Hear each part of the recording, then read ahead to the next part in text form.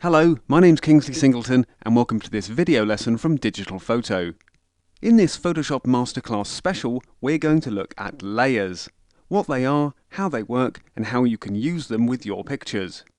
Layers are a really important part of digital photography because in many ways they're the place where you leave traditional methods behind. Things like a picture's colour and contrast, for instance, can all be controlled in a regular film darkroom. And while Photoshop certainly makes it easier to alter these simple elements, results won't differ much between the two. Layers, however, can have an astounding impact, letting you make adjustments to the actual pixel layout of an image, either resizing parts of it independent of the others, or blending in pixels from a completely different image altogether.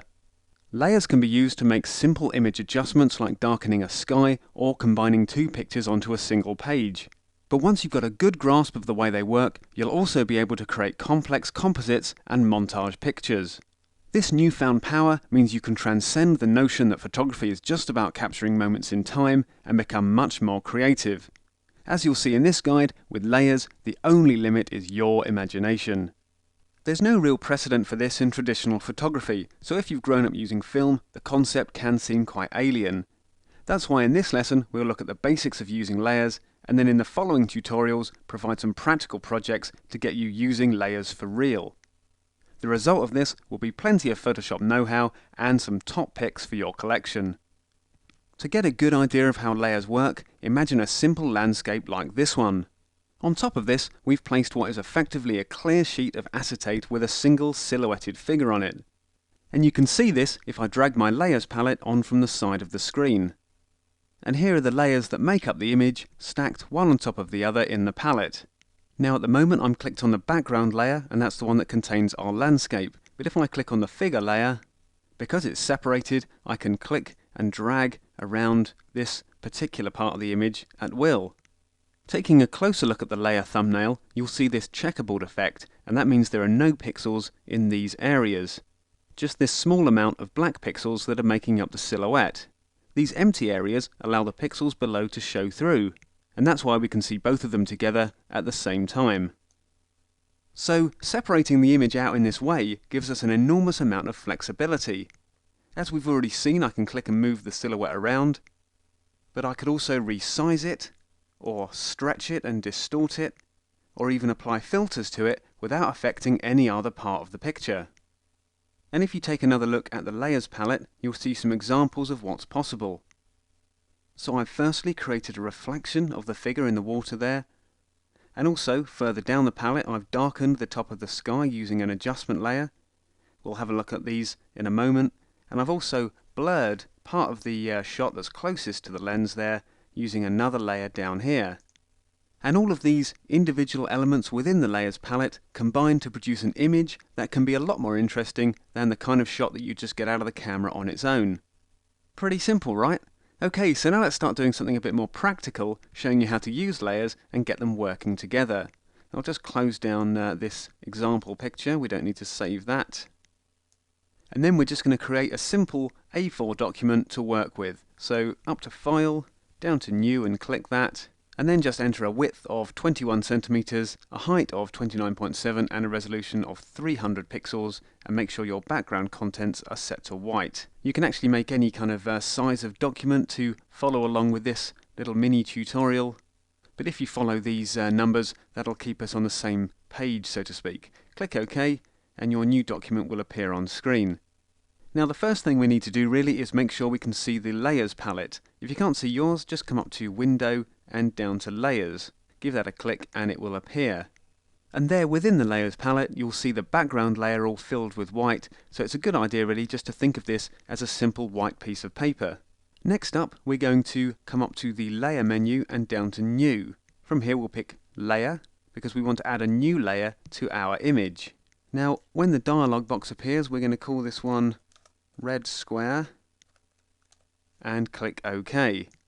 And our new layer appears there in the Layers palette. It's called Red Square, and we can tell that it's empty by the fact that it's got these checkers in it. That means there are no pixels on the layer, so we're seeing that original background layer showing through.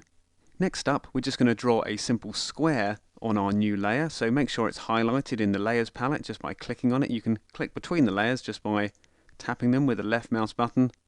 and then we'll draw out a square on our piece of paper, just like so, using the rectangular marquee there from the toolbox. And then I'm just going to come up to Edit, and down to Fill. I'm going to fill this with a nice rich red colour, just using the colour picker here, and click OK. OK again, and the square will be filled with red. Now let's just come up to the Select menu and down to Deselect, just to get rid of those marching ants on the marquee that we drew out there. And now, if we come over to the Move tool within the toolbox there, we can click on our red square and drag it around the image. Totally independent of the background layer. There you'll see it's moving about within the layer thumbnail. So there you'll see how it's possible to very quickly and easily reposition pixels within your document. But of course this is just a very simple start to what we're going to do. So next we're going to add another layer. So it's back up to Layer, down to New and pick Layer again. This time we're going to call it Blue Square. Click OK. And once again we're going to use that rectangular marquee tool, and we're going to this time fill up our marquee with blue. So once again we need to pick colour from the list. Just drag that picker up there. Doesn't really matter what colour you use if you're following along with this. Click OK again, and that's our blue square. Back up to Select and down to Deselect to get rid of those marching ants. And now you'll see there in our layers palette we've got our blue square and our red square, both independent of the background layer. So back onto the Move tool, we can click and drag them around however we want to. Now let's add a filter to our blue square layer. So first we'll click on it to highlight it in the Layers palette, and then come up to Filter, down to Blur, and pick Gaussian Blur. We'll use a filter radius of about 30 pixels, click OK, and there you'll see that we've softened the edge of the blue square, but again, because it's on a separate layer, the filter has been applied only to that part of the image, leaving the red square and the background alone. It's also possible to change the position of the layers within the palette. So say for instance we want our blue square to be behind our red square, all we need to do is click on its thumbnail and drag it down below. And that's a really good example of how easy it is to change the position of the elements within your picture. And that, in essence, is how layers work, giving you the freedom to position the pixels anywhere you want within your image. Of course, you'll normally be working with examples much more complex than our two squares here, but the principles are exactly the same. So, going back to our piece of paper and our acetate analogy, all we're doing really is swapping around the order of the bits of paper, moving one acetate layer on top of the other. Okay, so that's a very basic example of how layers work. Now let's have a look at the Layers palette itself and see how it can be used to control the layers you're working with. Now in our Layers palette here, there are lots of different icons dotted around the place, and if your palette looks a little bit different on your version of Photoshop, don't worry. Most of the time the actual look of the icons and what they do won't change between versions, even if they move to different parts of the palette. So starting at the top here, where it says Normal, we have the opportunity to change the blending mode of the layer. Now blending modes are a very creative tool, and if I just click on this downward facing arrow, you'll see all of the options on offer. And what they do is alter how the pixels of each layer interact with one another. Now because the blue square layer is active, it's highlighted in blue there, if I change it to the multiply blending mode, you'll see that now the red square is showing through, but where the pixels overlap, it's a lot darker. Of course, using the Move tool again, I can just drag this around, and in this example, it's almost like we've changed our blue square layer into a kind of a coloured gel. Of course, there are lots of other examples to choose from within the blending modes menu. So if I pick screen, for example, you'll see we get a completely different effect, but I'll leave you to discover them on your own. Just setting it back to normal there. And then we'll come over and take a look at what the opacity does. So once again with our blue square layer highlighted within the Layers palette, if I click and drag the opacity slider down, you can see that we're allowing pixels from the layers below to show through. Up at 100%, no pixels underneath the blue square will show through, but as we decrease the opacity, everything becomes visible. Further down we have the Fill slider, which I'll just leave for a moment, and instead we'll have a look at these lock commands right here on the left of the palette. The first of these, which is called Lock Transparent Pixels, allows you to mask off areas of the layer that are transparent, effectively parts of the image where there are no pixels. So having clicked on it, a small padlock appears next to the layer there. And if I just quickly select the brush tool and try to draw onto this layer, you'll see that I can't draw over those areas where we can see the background, but if I bring the brush onto the square itself, we are now making changes to the layer. So let's just press Ctrl and Z on the keyboard to get rid of that, and then we'll come over to the Lock Image Pixels icon, give that one a click, and this one stops you making any adjustment to the pixels of a layer. There you can see the no entry sign has appeared, and if I try and click on that layer, we get a warning, but it will still let you move those pixels around. So if you click back on the Move tool, you can still drag that blue square about. Next to the Lock Image Pixels icon, we have the Lock Position icon, and essentially, if I just unclick those other two icons there, turning them off, what the Lock Position icon does is the opposite to the Lock Image Pixels icon. Therefore, if I try and click and drag the pixels around, I can't, I get a warning. But if I try to draw on that layer, I can do it with no problems. Again, I'll just press Ctrl and Z on the keyboard to get rid of that squiggle. And finally, we've got the Lock All icon, which does pretty much as it says. Basically, you can't do anything to this layer now, you can't move it, or draw on it, or make any adjustments to it, while that padlock is next to it. So let's just unclick that, and our Lock Position icon, and there we've returned our layers to their normal state. Now, having played with these padlock icons, you'll also notice one down here next to the background layer, and if I click on that, and then try and use the Move tool, we get another layer locked warning. If you do ever want to unlock your background layer, just hold down Alt on the keyboard and double click it. That'll turn it into layer 0, and that's a layer that you can drag around and reposition and resize just like any other. So that leaves us with these icons along the bottom of the layers palette there. First up, the link layers icon, and the way that this is used is if I hold down the Shift key and highlight a couple of layers there, I can then click on the link layers icon, and using the Move tool I can drag them around together, keeping them perfectly in tandem with one another. Of course, I can also resize them, all using that link layers icon, so it's a good one to speed up your workflow. To unlink the layers, just click the icon again. Then there's the Add a Layer Style icon, so if I just click on the blue square layer there, and then click that icon, you'll see we get a list of the different styles we can add. As an example, let's add a drop shadow, and if we make sure that the preview is ticked there, we'll see it appearing on screen, and we can just position our drop shadow wherever we like. So click OK to come out of that, and when a layer style has been added to a layer, you'll see it there within the palette.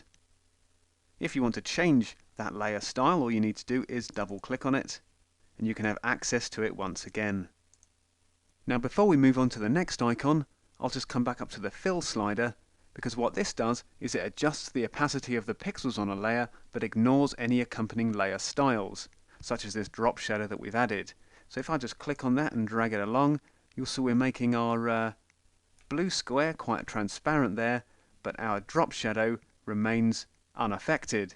Just bring that up back to 100% there, and then we'll move on to the Add Layer Mask icon. This one, of course, is only available in full versions of Photoshop, but if I click on that, you'll see a layer mask icon appear next to the blue square thumbnail there, and that gives us a bit more of a freehand method of controlling which pixels are visible on that layer and which aren't. So if I just click on the brush tool, set the foreground color to black, and then draw onto our layer mask there,